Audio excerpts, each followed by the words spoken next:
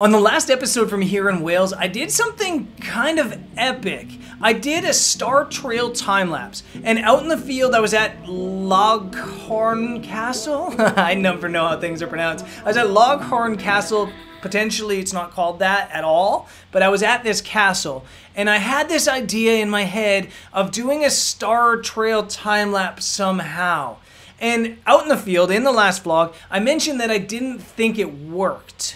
But the reality is, it worked. And not only did it work, I think it came out pretty epic.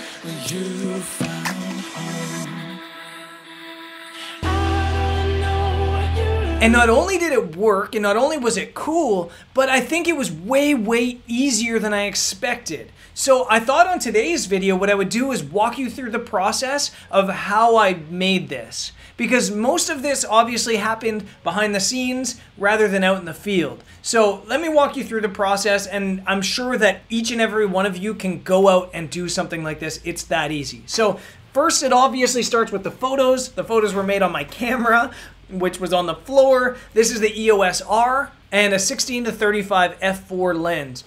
The trick to time-lapse in general, especially star time-lapse, is you have to shoot things totally on manual. So I had a manual white balance, I believe it was tungsten.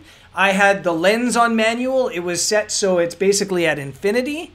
And then I had manual settings, it was 25 seconds, ISO 6400, f4 at about 16 millimeters. And then to get a 3-second time lapse, you need at least 90 photos. So I think I shot 98 photos. Which brings us now to the next step, now that the photos are taken and the camera's away. The next step is kind of one that you could skip.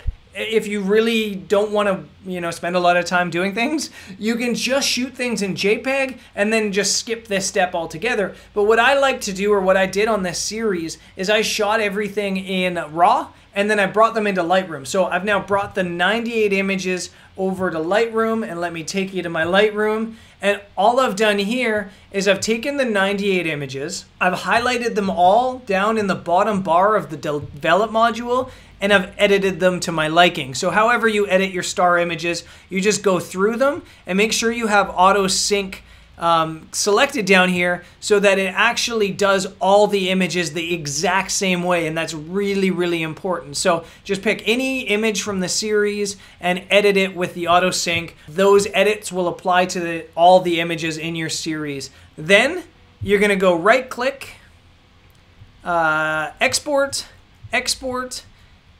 and you're gonna export them over to a folder. So I have a folder called Epic Time Lapse.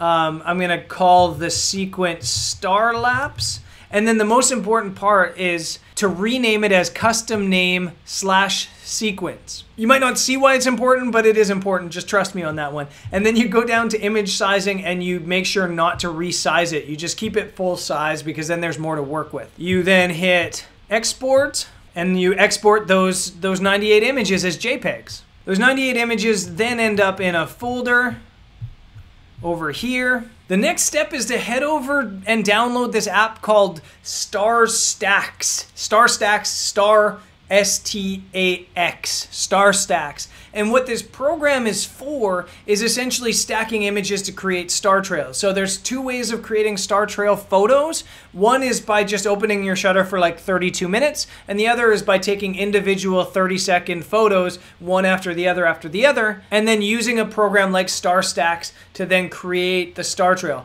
Personally, I prefer to use the long exposure method because then you don't have any gaps between the star trails. But for this purpose specifically, for this time-lapse, you need this program. In fact, this program is what made this totally possible and really easy. So once you've got StarStax downloaded, you then go to your photos that you exported. The ones I've named StarLapse, they're starting here.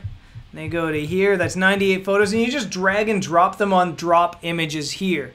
You drop them there, they all show up on the side like this, and then the process becomes really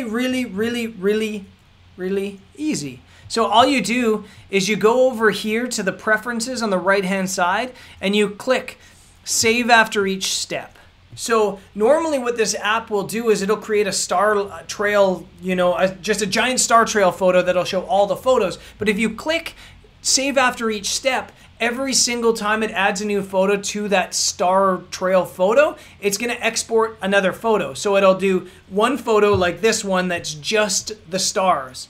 Then it'll stack that with a second photo, then a third, and then a fourth, and then the 98th, if that makes sense. And that allows you to do this whole time lapse. So we're going to just click on that. We're going to create an image name that's not really important. We're going to have an output folder, and then we're going to go up here and simply hit start processing. Then it takes about 5 minutes or so, and you end up with your outputted images, which look a lot like this. So you can see this is the first image. It's just the star. That's just the star photo. Then we scroll down. Let's go to like image 6. And it's the first 6 images stacked, and you can see the star trails are starting. And of course, if we go down to the 98th image, it's all the photos, every single one of the 98 photos I took, stacked together, creating that really crazy star trail look. Now what we do is we go over to Premiere Pro, or whatever editing tool you use for video, and we go File, Import. It brings up these photos now, and we click on the first one of the series, and then make sure this box down here is clicked as Image Sequence. We open it, and then it'll create an image sequence. Basically, it'll turn those photos into one frame and turn it into a video. So if we bring this over into our timeline, this now looks like this. And it's really easy, it's that simple, but I want to take it a step farther. So now what I want to do is I want to go back to StarStax, and I want to now do something to finish this off. So we've made it big, we've made the star trails.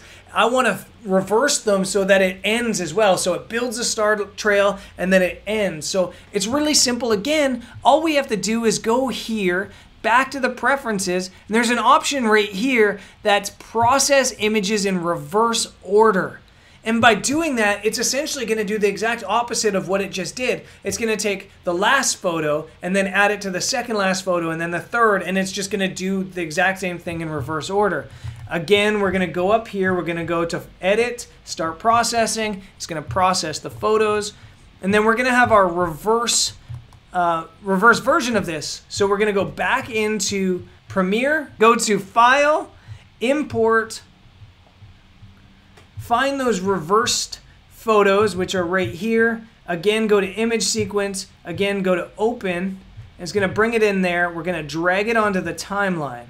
And what we're going to do this time is we're going to click on Speed and Duration, and we're going to go Reverse Speed. And now we have a start to finish star trail back to regular star time lapse that looks all sorts of epic.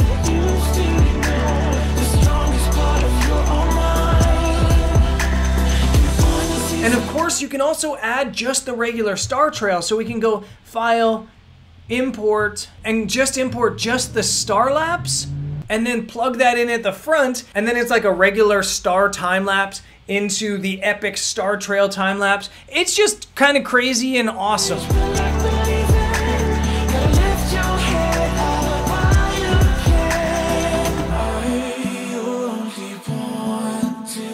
And it's led me to all sorts of different ideas on what I can do. I'm thinking like 180 photos where the first 90 are a regular time lapse, and then it bleeds into the star trail time lapse. So I think this is something you're gonna see on the Patagonia series when we get there in a couple weeks. And it's something I'm really excited about. It's something I'm really excited to produce, and it's something I'm really excited that I found was this easy to do. So if you've ever done it, let me know how it went and how you do it. And if you've never done it and you want to try it, go try it, because it really is quite simple. And that's it for me. I've got another whales video coming up, and kind of full disclaimer, the photos suck. The photos are bad, but we'll get to that and I'll explain why, and yeah, you'll see what I'm talking about on the next episode. And I guess until then, I'll see you later. Peace.